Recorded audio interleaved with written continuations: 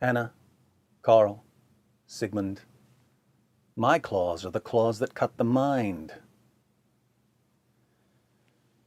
In the film Logan, we learn that Wolverine naturally grows a full beard, which means that for the rest of the X-Men and Wolverine films, he was grooming himself so that he could look like this. Since Wolverine's hair grows at an accelerated rate, he must have been grooming himself daily. But why would he spend so much time in front of a mirror with a beard trimmer in order to give himself a particular look?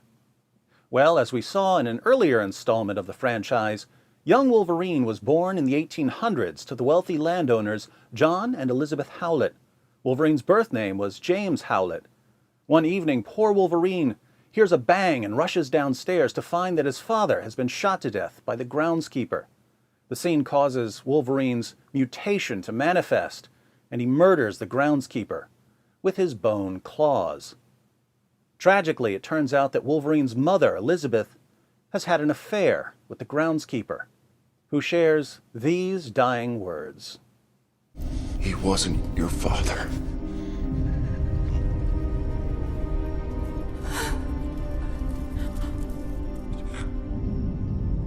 Son. Notice the groundskeeper's appearance. His name? Thomas Logan.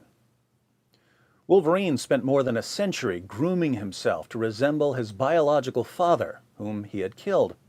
He finally stopped the grooming sometime before the events in the most recent film, presumably after he had gained complete control over Professor X, a father figure who, ironically, was much younger than Wolverine. And yet he continued calling himself Logan. Seems we never really grow out of childhood trauma. Neither do prophets. In our last session, we discussed some of the psychological research on the impact dead or abusive fathers have on the religious beliefs of their children. The evidence shows that history's most prominent atheists and skeptics tended to have dead or abusive fathers or father figures during crucial periods of psychological development, and that history's most prominent theists tended to have close relationships with their fathers or father figures during the same period of life. Further evidence shows that the theists had far more positive relationships as adults, suggesting that abuse or abandonment by a father or father figure during childhood has a negative impact not only on a person's understanding of God, but also on future relationships in general. We then turned our attention to one of history's most famous orphans, Muhammad. Shortly after his birth, Muhammad was sent to live with a foster family in the desert.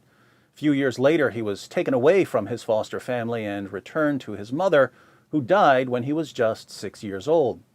His grandfather was the next to take him in, but his grandfather died 2 years later. Custody of Muhammad then fell to his uncle, who was too busy to pay much attention to young Muhammad, at least until Muhammad was able to help out with the caravan trade. So Muhammad wasn't just orphaned, he was repeatedly orphaned. He was a serial orphan. And our knowledge of psychology allows us to predict some of the adult characteristics of a serial orphan. But it also allows us to do much more. It allows us to help Islam's greatest scholars understand Allah. Now, later in this series, we're going to discover what Allah actually is. Spoiler alert, Allah is the suppressed subconscious of Muhammad. For now, however, I'm more concerned with the fact that because Muslim scholars don't understand psychology, they don't understand Allah according to their own religion. They try to understand Allah's intentions, but their ignorance of psychology leads them to false conclusions. Perhaps an example will help. Take Sheikh Yasser Qadhi. Sheikh Qadhi has spent many years studying the life of Muhammad, and he's lectured on Muhammad's childhood experiences. So the Prophet's father passes away when his mother is pregnant with him.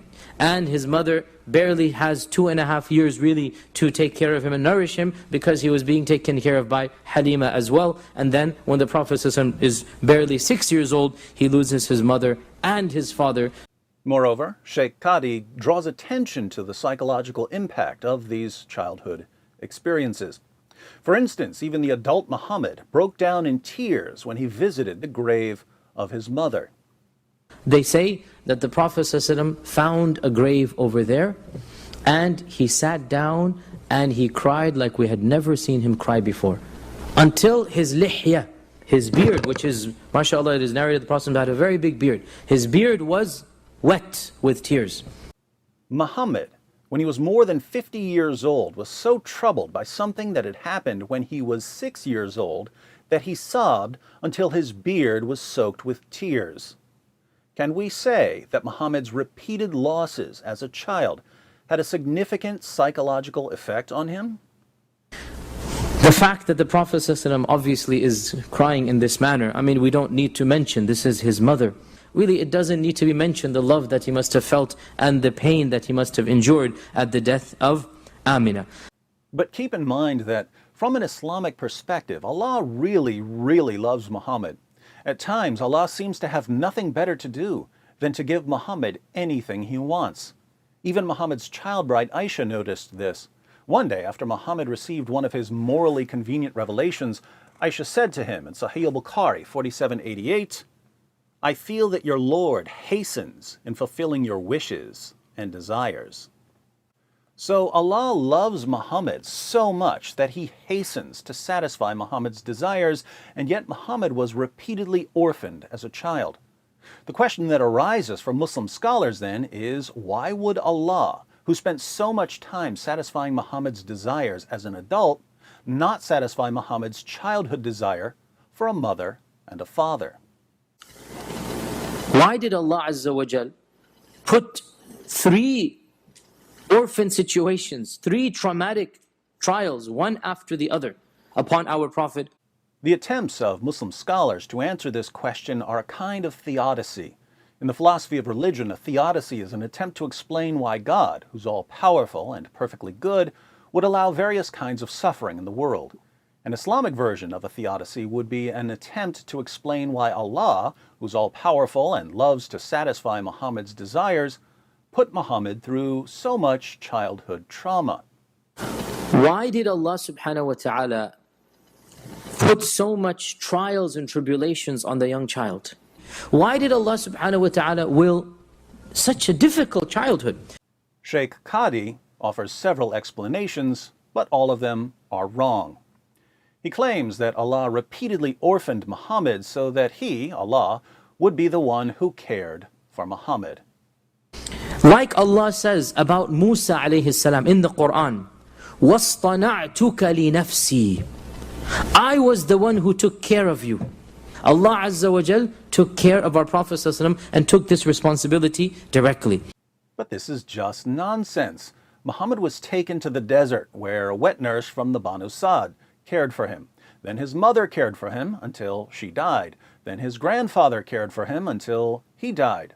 Then his uncle made sure that he didn't starve to death until Muhammad could start working. Where is Allah in all of this?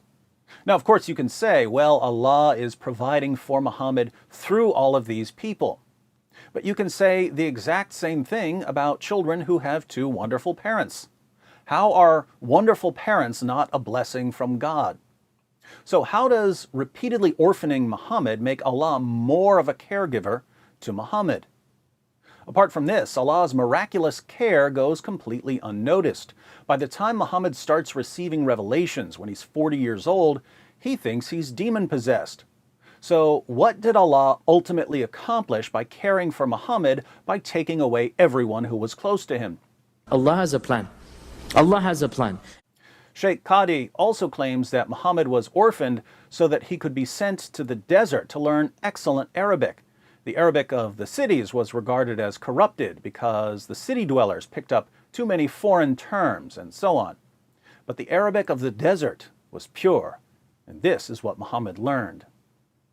Another benefit of this is that this facilitated the Prophet's being raised in the Banu Sa'd so that he could become the most eloquent of the Arabs. 3 problems here. First, sending babies to live in the desert for a while was a custom of the rich.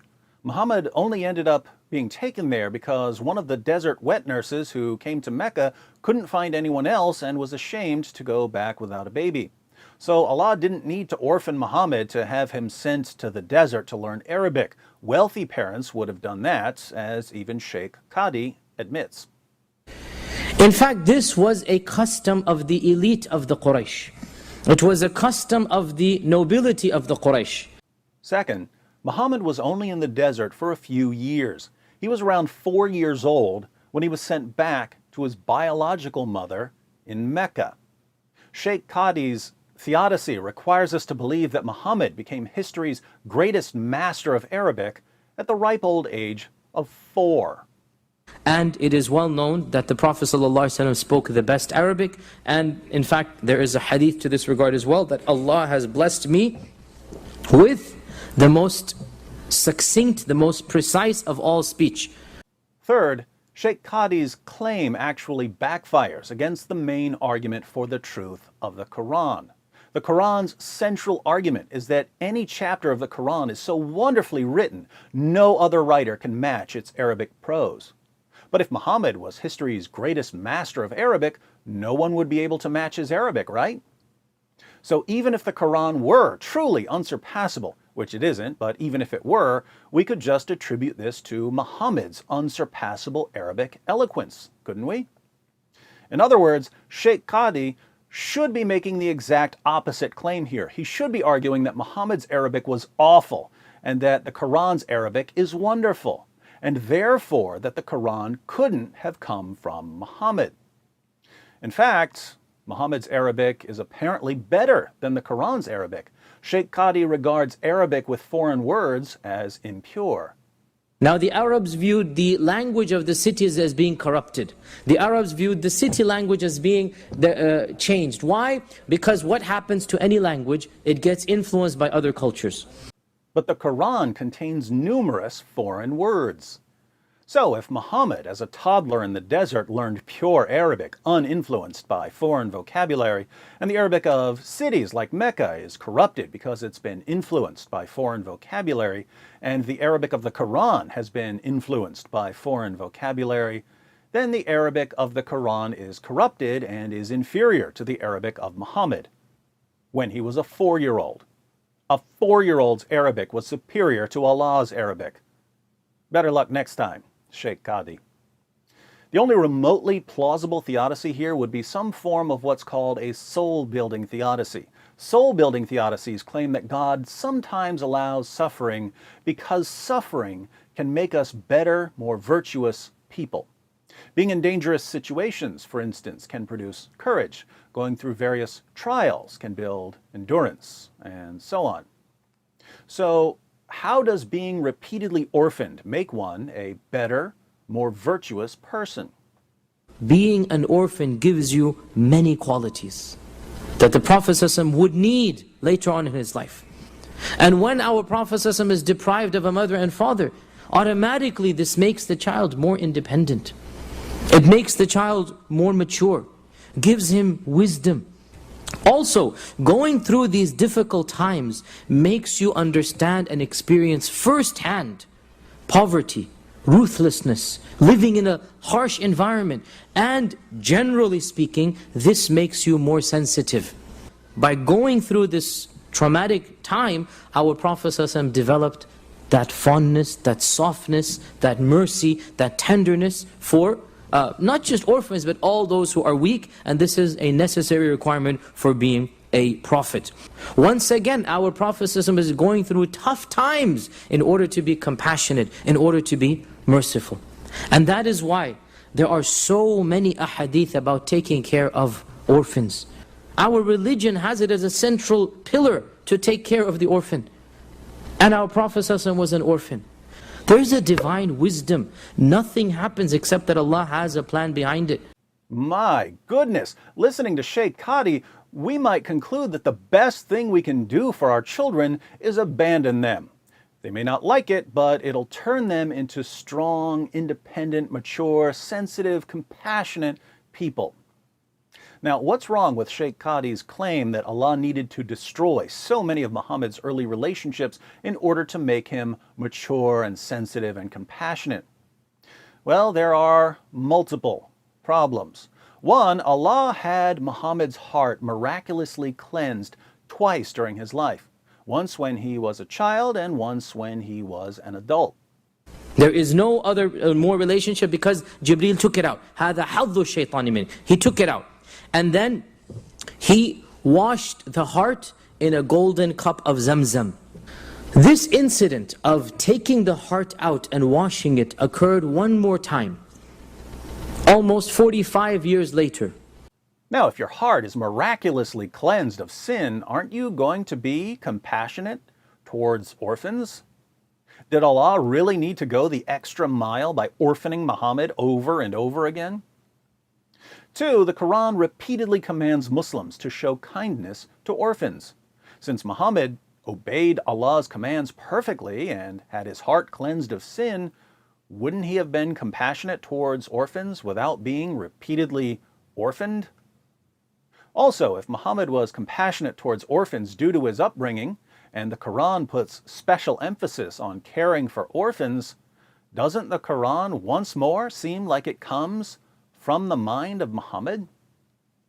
Here again, Yasir Qadhi should have argued that Muhammad's upbringing made him cold and ruthless towards orphans, so that the Quran obviously must have come from somewhere else. 3, as we'll see in a future installment, Islam was detrimental to orphans because Islam abolishes adoption.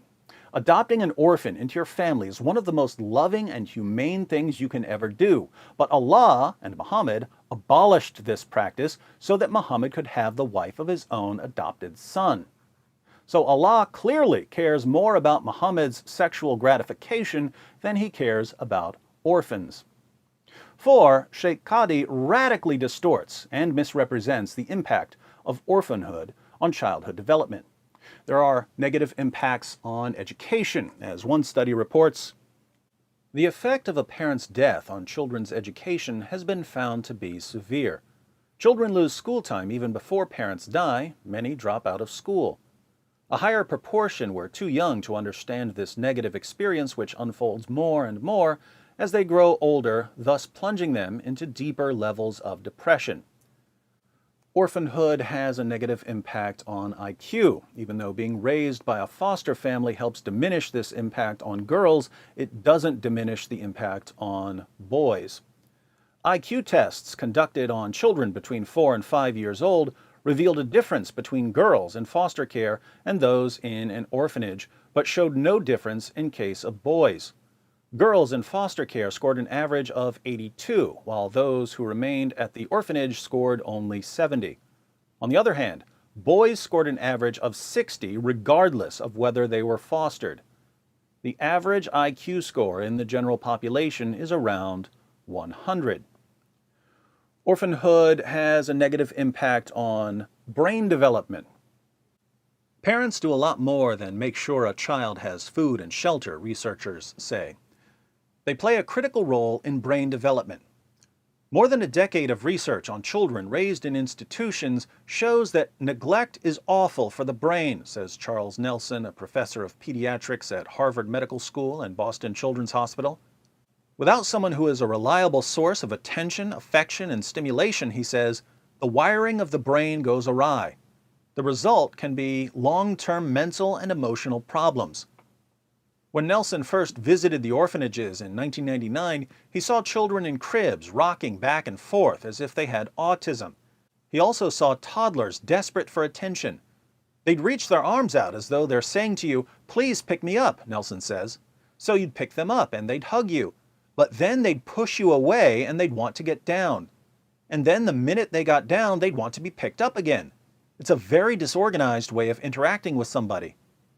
The odd behaviors, delayed language, and a range of other symptoms suggested problems with brain development, Nelson says.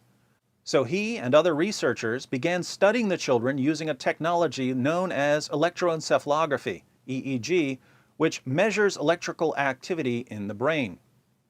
Many of the orphans had disturbingly low levels of brain activity. Instead of a 100-watt light bulb, it was a 40-watt light bulb, Nelson says. As the children grew older, the researchers were able to use MRI to study the anatomy of their brains. And once again, the results were troubling. We found a dramatic reduction in what's referred to as gray matter and in white matter, Nelson says. In other words, their brains were actually physically smaller. The scientists realized the cause wasn't anything as simple as malnutrition. It was a different kind of deprivation, the lack of a parent, or someone who acted like a parent.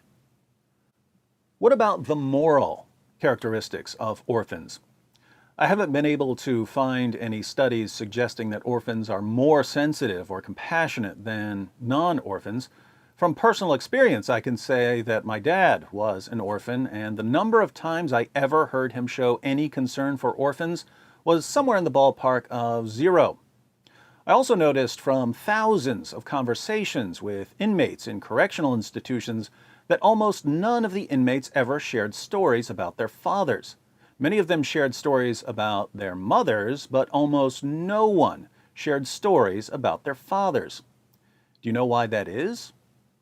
Because their fathers weren't around when they were growing up.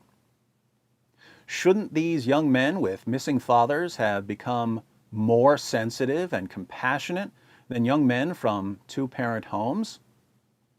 They should have, according to the Yasser Qadhi theory of child development. Instead, many of them wouldn't think twice about cutting your throat. Now, just to be clear, if you grow up without a father, or you grow up as an orphan, this doesn't mean that you're going to be less educated or less intelligent or less compassionate than anyone else. You might end up winning multiple Nobel Prizes. There are tons of variables involved. So the point here isn't about individuals. The point is that statistically, looking at large numbers, the impact of orphanhood tends to be negative in several important ways, which means that it's not something you should want to impose on children as part of their upbringing. But Muhammad was orphaned, and Sheikh Qadhi believes that Allah was in control of this.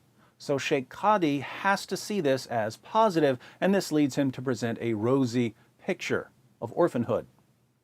Once again, however, I have more respect for Allah than the Muslims who believe in him. I say that I have more respect for Allah than Sheikh Qadhi does because if we listen to Sheikh Qadhi, we have to conclude that Allah is completely ignorant of psychology. But if Allah created human beings and created our brains and wired us in specific ways, then Allah must know what He's doing. He must know the impact of taking away a child's father, then taking away his foster family, then taking away his mother, then taking away his grandfather. Allah knows what this will do to a child, and we know what this will do to a child, which means that we can know Allah's true intentions. Sheikh Qadhi believes that Muhammad's trials during childhood shaped his character. So by putting the Prophet ﷺ through such difficult circumstances, this made him who he was. And he needed to be that man in order to be the Prophet of Allah subhanahu wa ta'ala. So, from an Islamic perspective, what did Allah want Muhammad to become? It makes no sense to say that Allah orphaned Muhammad repeatedly in order to make him more sensitive, since being repeatedly orphaned doesn't make you more sensitive. But as we discussed in part 1, we do know the impact of losing a father or father figure at a young age. Based on the psychology of the defective father, we were able to predict that someone with Muhammad's childhood experiences would rebel against authority and tradition, would have a problem with father figures, and especially with viewing God as a heavenly father, and would have some difficulty forming normal relationships with other people. If statistically these tend to be the result of losing a father or father figure at a young age, wouldn't Allah know this? And if Allah knew this, can't we say that Allah's intention was to shape Muhammad into someone with these characteristics in order to promote Islam? Unlike Sheikh Qadhi, we're going to test our claims, and for the remainder of this discussion, we'll see if our hypothesis about Muhammad rebelling against authority and tradition is confirmed or disconfirmed. Let's start with a couple of passages from the history of At-Tabari. The History of At-Tabari, Volume 6, beginning on page 93. The messenger of God proclaimed God's message openly and declared Islam publicly to his fellow tribesmen. When he did so, they did not withdraw from him or reject him in any way, as far as I have heard, until he spoke of their gods and denounced them. When he did this, they took exception to it and united in opposition and hostility to him, except for those of them whom God had protected from error by means of Islam. Notice, when Muhammad preached Islam, they did not withdraw from him or reject him in any way until he spoke of their gods and denounced them.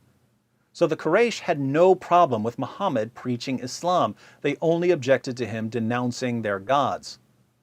What did they do about it? They went to his uncle, Abu Talib, and said, "Abu Talib, your nephew has reviled our gods, denounced our religion, derided our traditional values, and told us that our forefathers were misguided. Either curb his attacks on us or give us a free hand to deal with him, for you are just as opposed to him as we are, and we will deal with him for you." Abu Talib gave them a mild answer and declined courteously, and they left him. The messenger of God continued as before, proclaiming the faith of God and summoning people to it. After a while, they complained again.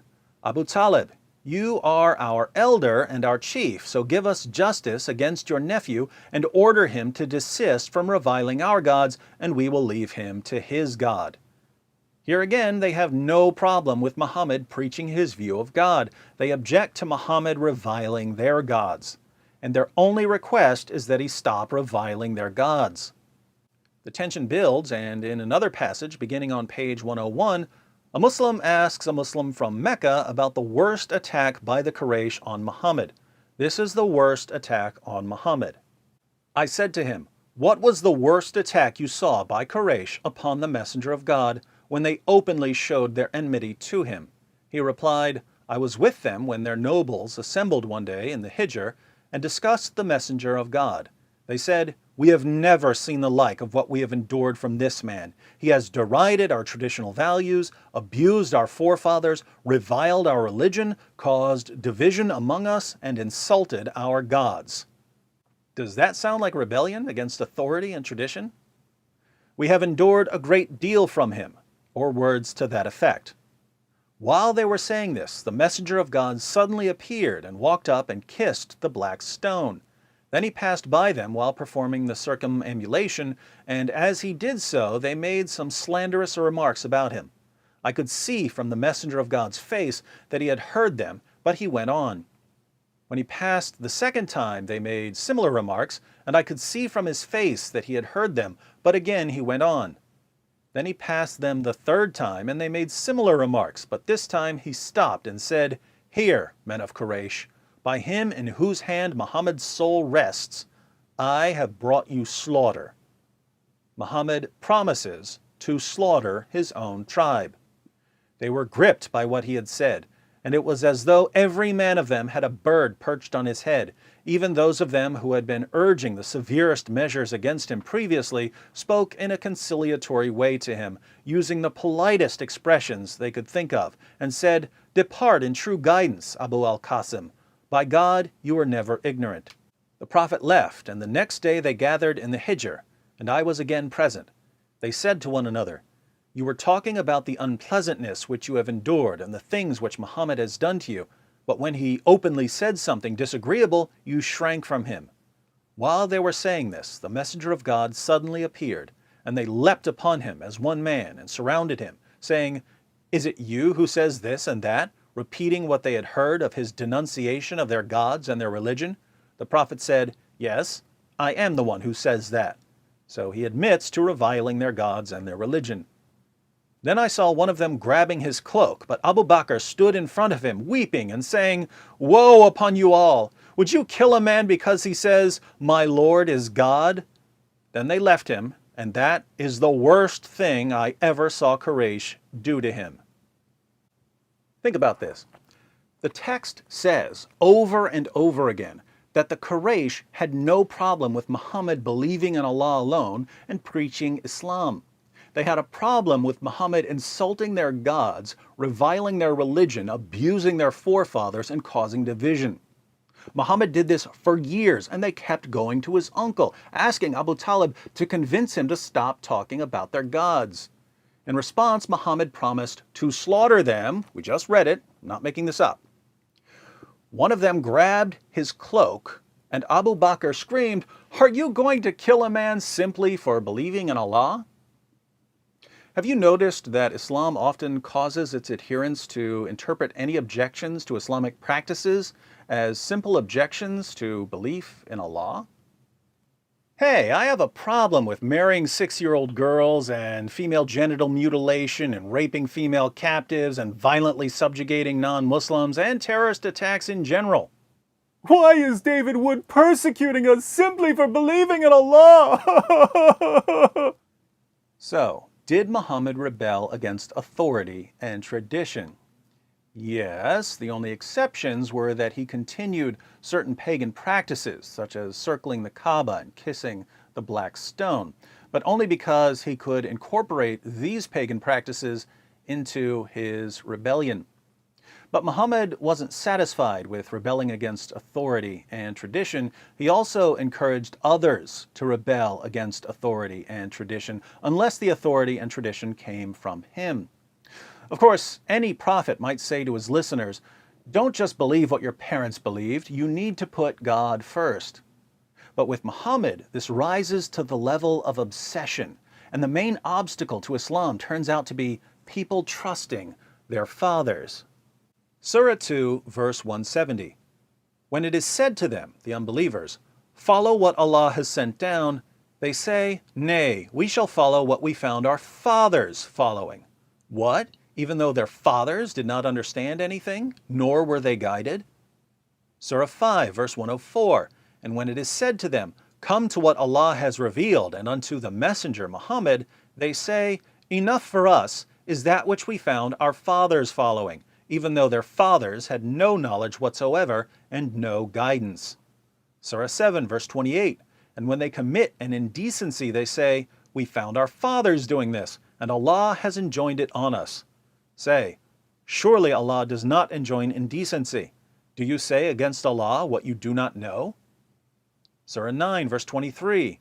O you who believe, do not take your fathers and your brothers for guardians if they love unbelief more than belief. And whoever of you takes them for a guardian, these it is that are the unjust. Surah 11, verse 109. So be not in doubt, O Muhammad, as to what these men worship. They worship nothing but what their fathers worshipped before them. And verily, we shall repay them in full their portion without diminution. Surah 31, verse 21. When they are told to follow the revelation that Allah has sent down, they say, "Nay, we shall follow the ways that we found our fathers following." What? Even if it is Satan beckoning them to the penalty of the blazing fire? Surah 34, verse 43. And when our clear verses are recited to them, they say, "This Muhammad is only a man who wishes to hinder you from that which your fathers used to worship." This message about not trusting fathers was the message of all prophets according to the Quran. Surah 43, verses 21 through 24. Or have we given them a book before it so that they hold fast to it? Nay, they say, "We found our fathers on a course, and surely we are guided by their footsteps. And thus we did not send before you any warner in a town, but those who led easy lives in it said, Surely we found our fathers on a course, and surely we are followers of their footsteps." The warner said, "What? Even if I bring you a better guide than that on which you found your fathers?" They said, "Surely we are unbelievers in that with which you are sent." Notice, Allah never sent a prophet who didn't tell people not to trust their fathers. And the Quran gives us numerous examples of these former prophets. We read about the Prophet Hud's discussion with unbelievers in Surah 7, verses 70 to 71.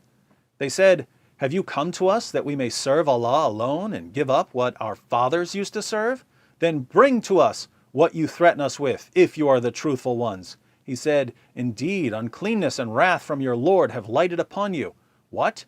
Do you dispute with me about names which you and your fathers have given? Allah has not sent any authority for them. Wait then. I too, with you, will be of those who wait." When the Prophet Saleh preaches to the people of Thamud, they reply in Surah 11, verse 62, "O Saleh, surely you are one amongst us in whom great expectations were placed before this.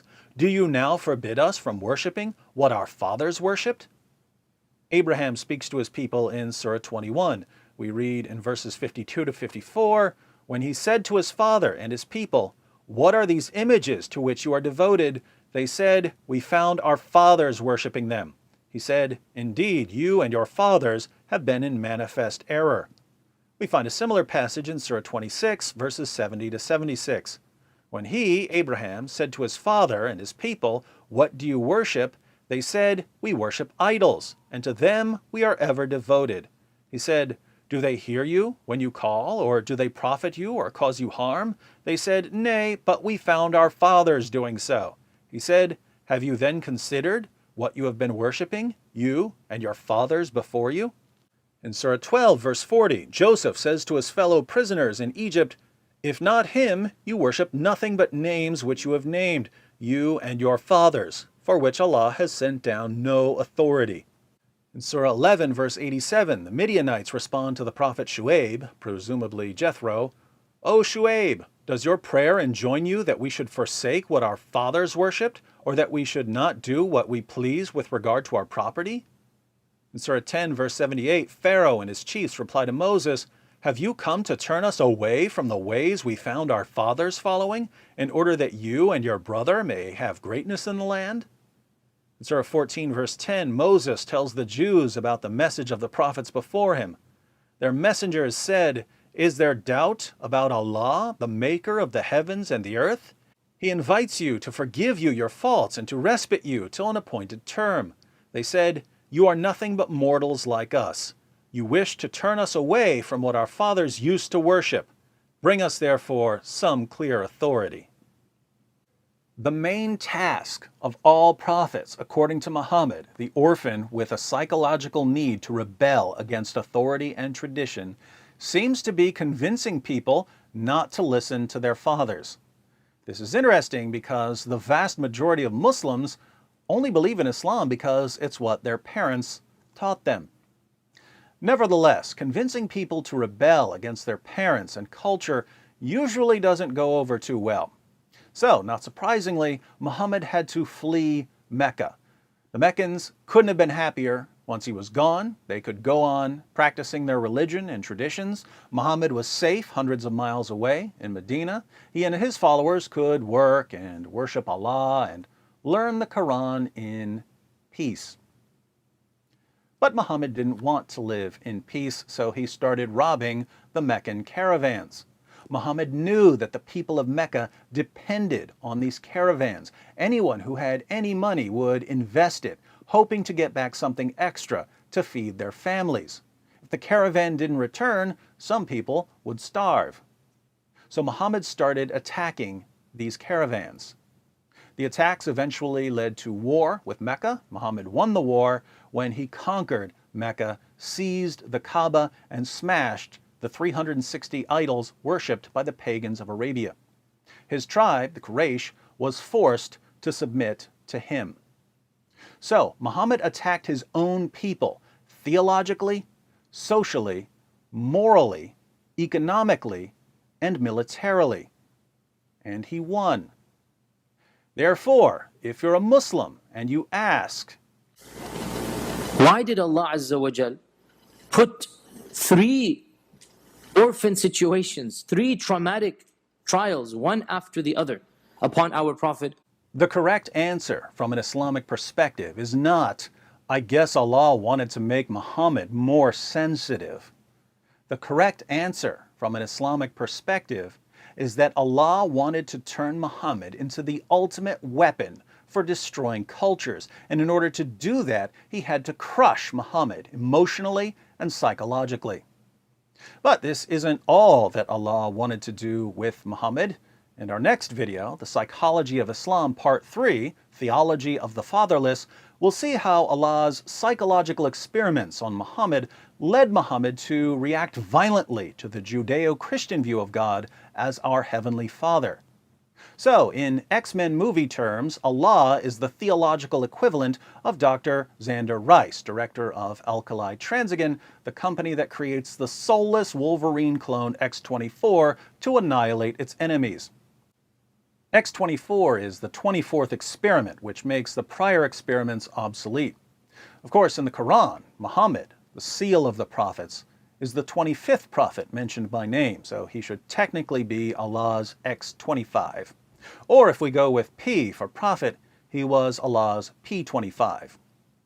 For the sake of clarity, we'll now refer to Muhammad as P25 when we're discussing Allah's psychological experiments. If Allah had willed, he could have had loving parents until he became a prophet, or at least until he became a young man and an adult. Allah has a plan. Allah has a plan.